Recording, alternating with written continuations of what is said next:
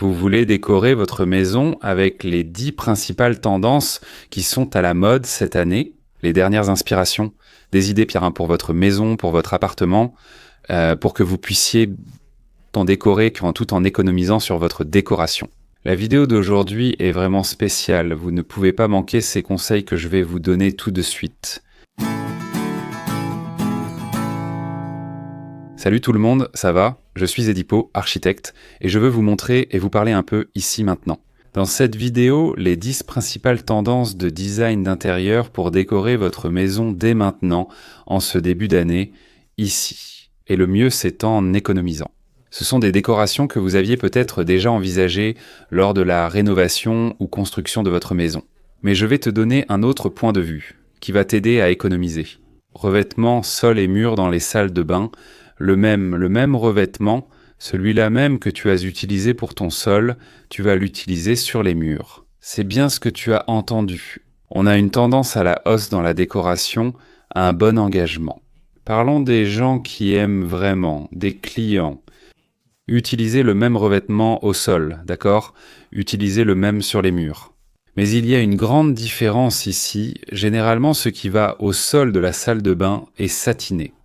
Et il y a beaucoup de clients et beaucoup de projets qui ont l'habitude d'utiliser le même, n'est-ce pas, le même grès cérame sur le mur, en finition satinée. Il y a d'autres clients qui préfèrent utiliser, n'est-ce pas, le poli, celui qui est plus brillant, sur le mur. Mais ce qui est intéressant, c'est d'utiliser le même modèle de carrelage au sol et au mur, même si c'est dans des dimensions différentes. Par exemple, utilisez un 90 X 90 pour le sol et sur le mur, un 60 X 90. Cependant, c'est le même modèle de revêtement, le même modèle de grès cérame. Pratiquement toutes les marques proposent ce style de modèle de grès cérame. Il y a une dimension pour le sol et une autre pour le mur. Vous pouvez aussi choisir la même taille, 90 fois 90 au sol et au mur. C'est un style, une grande tendance à laquelle on est déjà habitué. Ce style de décoration revient en force et ça va être vraiment sympa, même si les gens y sont déjà habitués. Si vous le faites, utilisez le même revêtement sur le sol et sur le mur de votre salle de bain. Des tons de grège dans la peinture de votre maison. Elle était déjà très présente il y a quelque temps et cette année elle est revenue en force. Dans la peinture de votre maison, vous vous demandez sûrement, Edipo, que sont les tons grège? Vous qui me suivez ici depuis longtemps, vous savez que lorsque je vous propose des contenus pour vous indiquer des couleurs pour peindre l'intérieur ou l'extérieur de votre maison, je parle toujours des tons de grège. Pour vous, d'accord? Mais pour résumer, juste pour que ce soit facile à comprendre, qu'est-ce qu'une teinte de grège? Imaginez que vous n'aimez pas une teinte de gris, même si je doute, car les tons de gris sont très beaux, ou alors que vous n'aimez pas les tons de beige. C'est Edip, je n'aime ni les tons de gris ni ceux de beige, mais je ne veux pas non plus une maison entièrement blanche. C'est là qu'entrent en jeu les tons de grège, qui sont, à mon avis, un juste milieu, Edip. Entre un ton de gris et un ton de beige, et cette teinte où tu ne veux pas tout laisser en blanc, c'est là que les tons de grège entrent en jeu.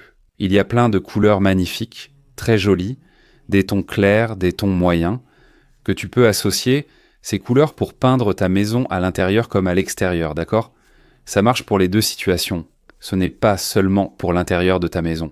Il y a des vidéos ici sur la chaîne, d'ailleurs je vais te laisser ici dans la description quelques liens de certaines vidéos que j'ai déjà faites pour vous, avec des couleurs tendances pour cette année. Peut-être que ça va t'aider à choisir la couleur, n'est-ce pas? La peinture de ta maison? Et si tu veux encore une suggestion, des conseils, mes avis, des combinaisons de couleurs pour que tu puisses peindre l'extérieur de ta maison, la façade de ta maison. J'ai un e-book avec 10 combinaisons spéciales dont je vais aussi laisser le lien ici dans la description pour vous. Concept industriel avec le ciment ciré au sol et au mur. Et je vais même plus loin, d'accord ?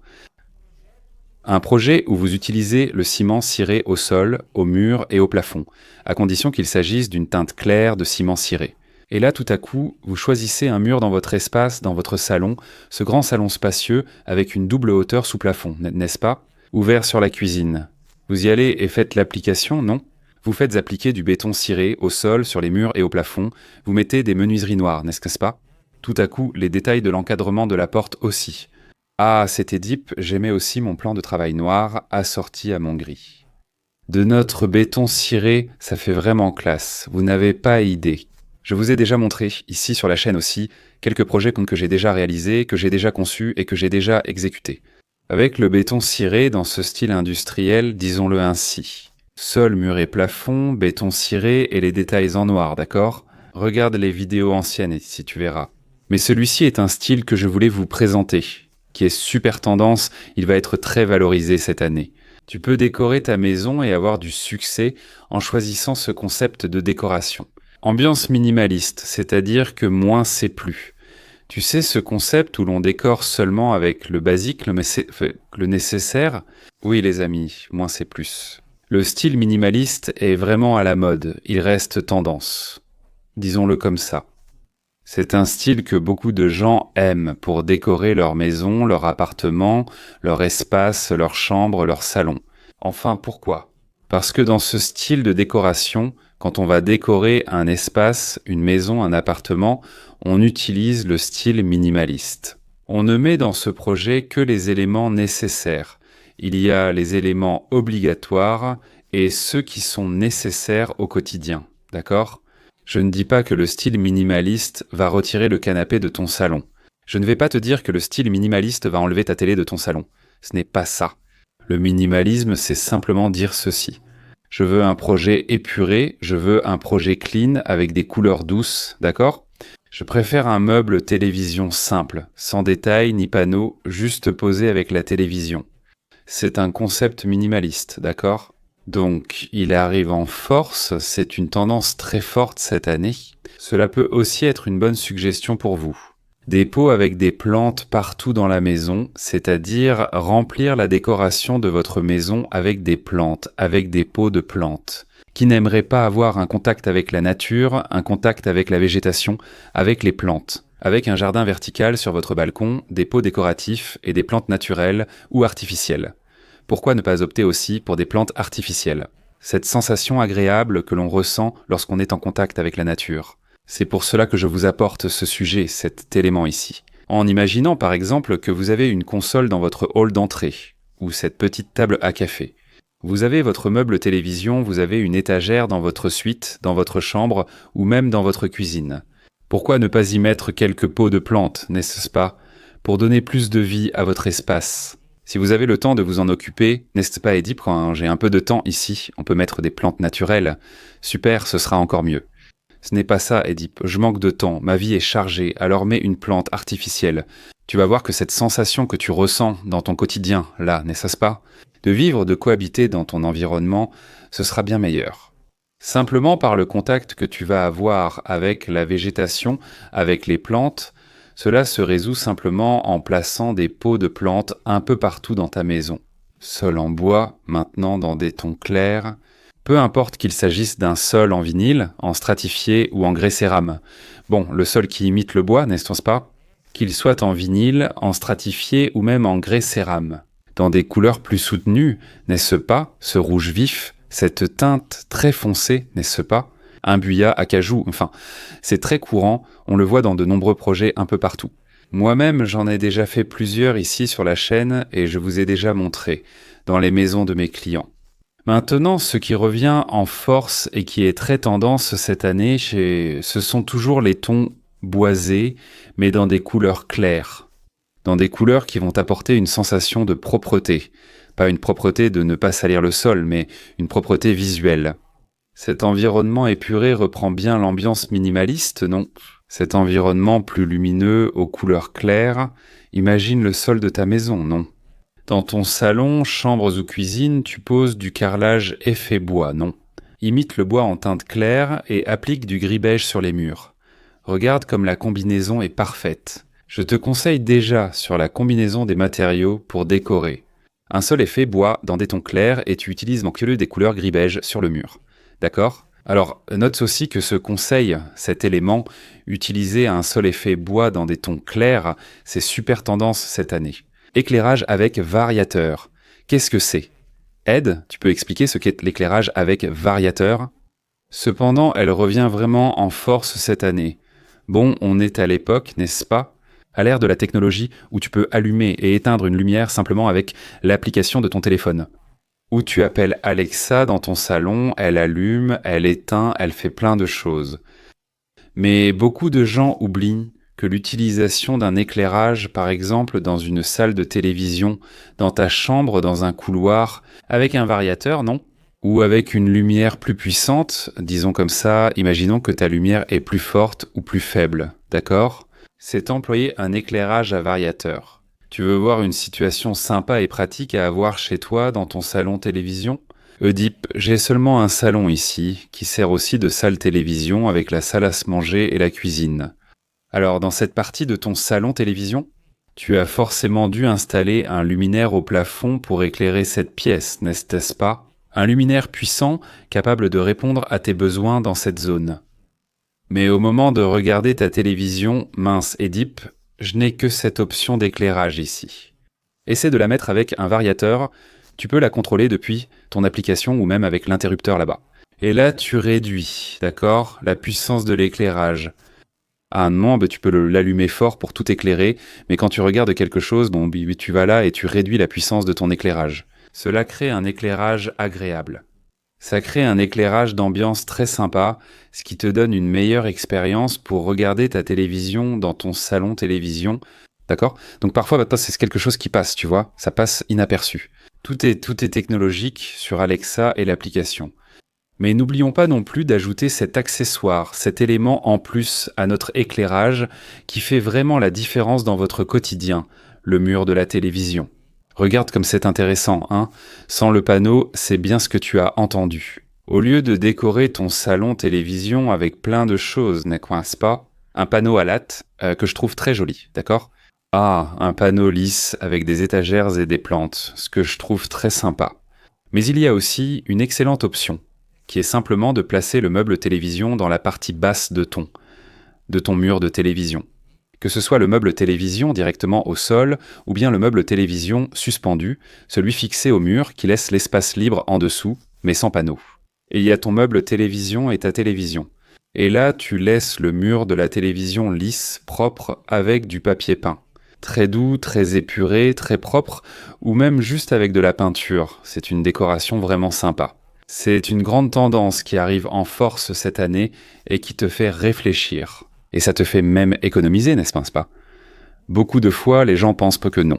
Je veux ce panneau que j'ai vu chez quelqu'un sur Internet ou entendu Edipo mentionner ici.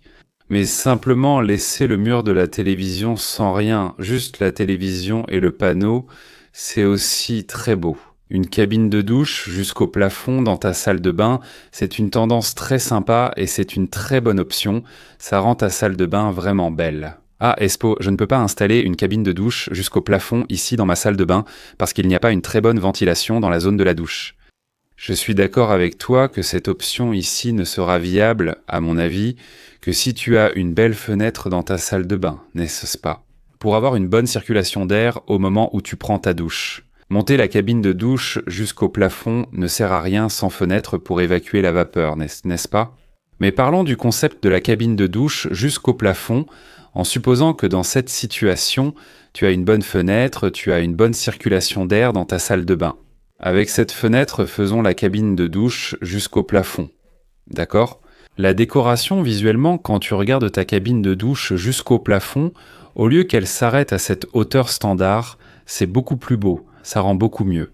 En repensant à ce dont on a parlé au début, tu te souviens qu'on évoquait l'idée de mettre le même revêtement du sol au mur. Imagine que tu mets une teinte de gris sur tes revêtements, des tons clairs, des tons de beige sur tes revêtements. Et tu mets la menuiserie de ta cabine de douche, n'est-ce pas? Et tous les éléments métalliques en noir. Regarde quelle belle combinaison tu auras dans ta salle de bain, d'accord? Donc l'idée de mettre la cabine de douche jusqu'au plafond est très bonne. Ça vaut vraiment le coup, c'est joli. J'ai déjà eu des expériences, des projets ici que j'ai déjà réalisés, que je vous ai déjà montrés ici sur la chaîne. La cabine de douche allait jusqu'au plafond et le client a adoré. C'est donc une excellente suggestion pour vous. Et le papier peint en lin. Le papier peint avec une finition en lin qui est aussi une excellente tendance, est une excellente option. Celui-ci, je vous dis qu'il apporte une mise en valeur, il apporte de la légèreté, il rehausse votre espace, d'accord ?